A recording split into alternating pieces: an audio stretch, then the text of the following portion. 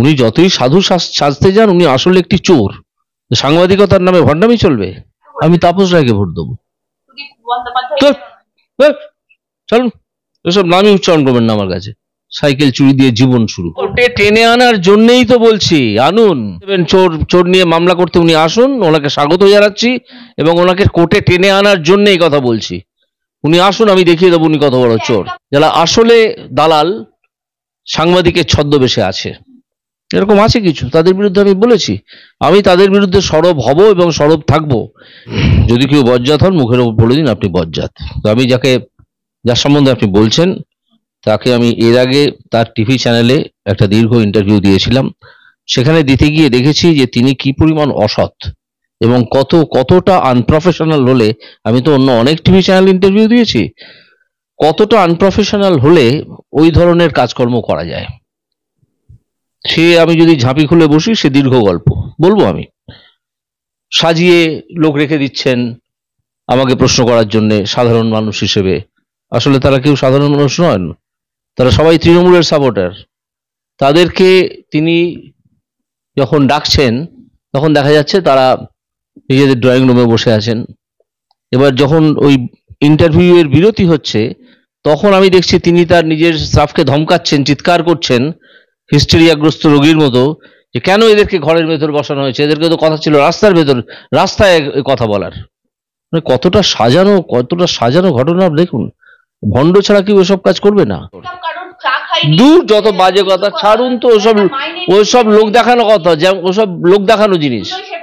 হ্যাঁ, জুতো safety pin, জুতোটার দাম কত? জুতোটার দাম তো 15,000 টাকা। এটা লোক দেখানো? সেফটি পিন দেওয়ার জায়গা হলো ওইটা? উনি আমাকে বলছেন মুড়ি খেতে খেতে ইন্টারভিউ দিচ্ছ, আর উনি সবাই বলছে এই সেফটি পিন ডালো তো, আমি জুতোটা ছিঁড়ে গেছে। লোক দেখানো যত ভণ্ডামি। ছাড়ুন সব ওদের কথা। হ্যাঁ, ওনারা তো মাটি বেচে টাকা করছেন, উনি ওনার ভাইপো, ওরা সব করছেন তো টাকা। হ্যাঁ, যত মাটি তত টাকা, যত জমি তত টাকা। পৃথিবীর কেউ কথা শোনেনি, এরকম কথা বলেনি। উনি বলেছিলেন যত মত তত পথ। ঠিক আছে, শ্রী রামকৃষ্ণ ফলো করার অভ্যস্তরা নেই, হবেও না। মুড়ি খেতে কি আমি হুইস্কি খেতে খেতে কথা বলবো? কিছু খেতে খেতে না কথা বলবো? আমি তো তাদেরকে ইন্টারভিউ দিতে যাইনি। তাকে যাইনি, তিনি আমাকে ইন্টারভিউ এর জন্য রিকোয়েস্ট করে ধরেছিলেন। আমি আমার খাওয়া দাওয়াবো কেন? খাচ্ছি তো মুড়ি। তো এখন যারা 5 তারা হোটেলে খেয়ে অভ্যস্ত, তারা হয়তো বলবেন হ্যাঁ, ক্যামেরার সামনে মুড়ি খেতে খেতে কেন কথা বলছো। যে সংবাদ চ্যানেল তাদেরকে নিয়ে রেখেছে, সেই সংবাদ চ্যানেলের কাছে অভিযোগ জানানোর যে আপনারা দালাল পুষছেন সংবাদ চ্যানেলের অ্যাঙ্করের নামে বা অন্য কিছুর নামে। আমি একজনের নাম অলরেডি দিয়েছি, বিশ্ব পাকা, কোট আনকোট।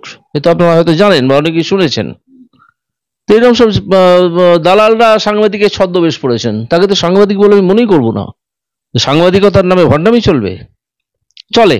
আমি একজন সাংবাদিককে জানি, যিনি ভুবনেশ্বরে খাঁচায় জেল খেটে এসছেন বিশেষ টাকা পয়সা সংক্রান্ত এতে। তিনি আবার বড় বড় কথাও বলেন। একসময় সন্তোষ কুমার ঘোষের পা চাটতেন, চেটে কিছুটা নাম করেছিলেন।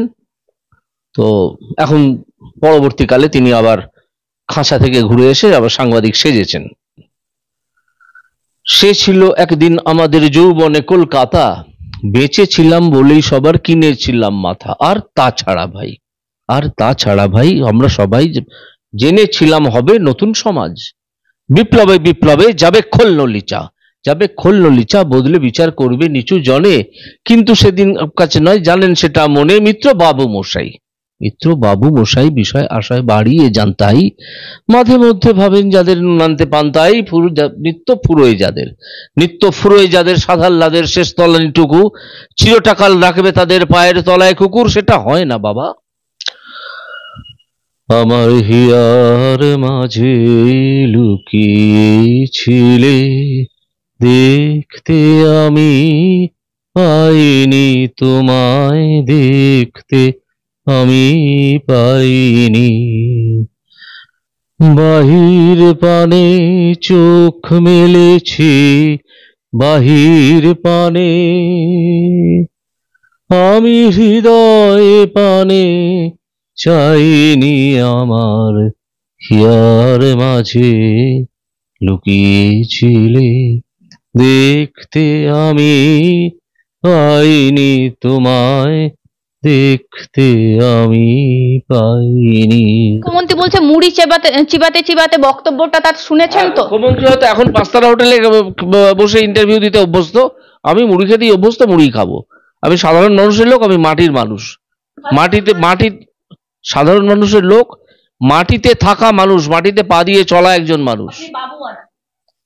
কোথায় বাবুয়ানা দেখছেন আমার? যারা বাবু তাদেরকে দেখে আসুন, আমার কোনো বাবুয়ানা নেই, কোনো বাবুয়ানা আমার নেই। কোর্টে বসে রায় দেওয়া সহজ, কিন্তু জনগণের সাথে মেশা সহজ নয়। কোর্টে বসে রায় দেওয়াও সহজ নয়, জনগণের সঙ্গে মেশাও সহজ নয়, কিন্তু জনগণের সঙ্গে আমি মিশেছি। মুখ্যমন্ত্রী আমার চেয়ে অনেক সিনিয়র, তিনি অনেক বেশি মিশেছেন, আমিও কিছু মিশেছি। মুখ্যমন্ত্রীর এই কথা বলার কোনো ভিত্তি আমি পাচ্ছি না, সম্পূর্ণ মিথ্যে কথা। এ কথা মুখ্যমন্ত্রী যদি বলে থাকেন নিশ্চয়ই মিথ্যে কথা বলছেন, তিনি অত্যন্ত মিথ্যাচারী মহিলা।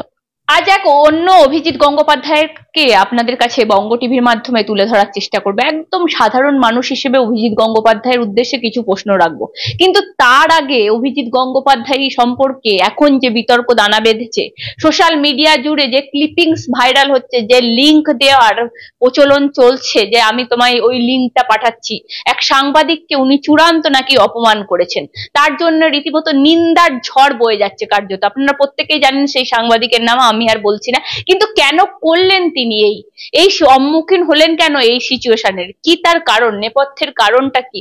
আরো একটা জিনিস আমরা দেখতে পাচ্ছি, মুখ্যমন্ত্রীও সরব হয়েছেন, কারণ তিনি মুড়ি খেতে খেতে নাকি বক্তব্য রাখছেন। বলছি মুড়ি খাওয়া কি অপরাধ?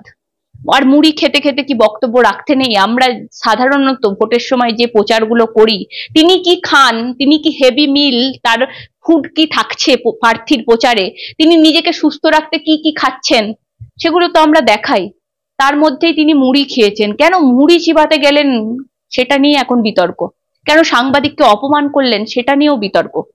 তুলে ধরবো, সবকিছুই জানার চেষ্টা করবো। আমার সঙ্গে রয়েছেন প্রাক্তন বিচারপতি অভিজিৎ গঙ্গোপাধ্যায়, তমলুকের বিজেপির প্রার্থী, কথা বলবো স্যারের সাথে।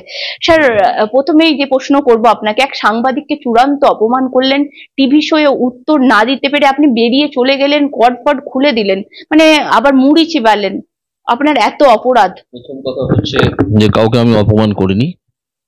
আমি মনে করি যাকে যা বলা উচিত তাকে সেটাই বলে দেওয়া দরকার, প্রথম। দ্বিতীয় কথা যেটা মনে করি সেটা হচ্ছে যাদেরকে বজ্জাত ইত্যাদি বলা দরকার তাদেরকে অনেকেই আমরা পুজো করতে শুরু করি। এটা করার কোনো প্রয়োজন নেই, এই করে সমাজ যা রসাতলে যাচ্ছে এবং গেছে।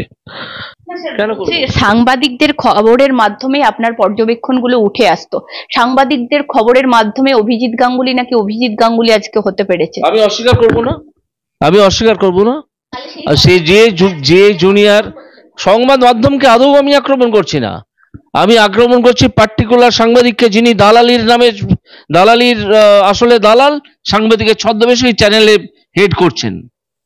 মুখ্যমন্ত্রীও তো রায় দিয়েছিলেন, তিনি হারেননি মালিনী ভট্টাচার্যের কাছে, হেরেছিলেন তো, যাদবপুরই হেরেছিলেন, সে হার তার মনে নেই। হারের কথা বলে দিচ্ছিলেন, এখন তো নন্দীগ্রাম চলছিল, এই জায়গায় আপনি একটা অন্য হারের কথা। নন্দীগ্রামে তো হেরেছিনি, শুভেন্দু অধিকারীর কাছে হেরেছেন। নন্দীগ্রামে রিগিং করেছেন আপনি। ওনাকে হারানোর জন্য, ওনার দলকে হারানোর জন্য রিগিং করার প্রয়োজন পড়ে না, মানুষ এত বিরক্ত হয়ে আছেন।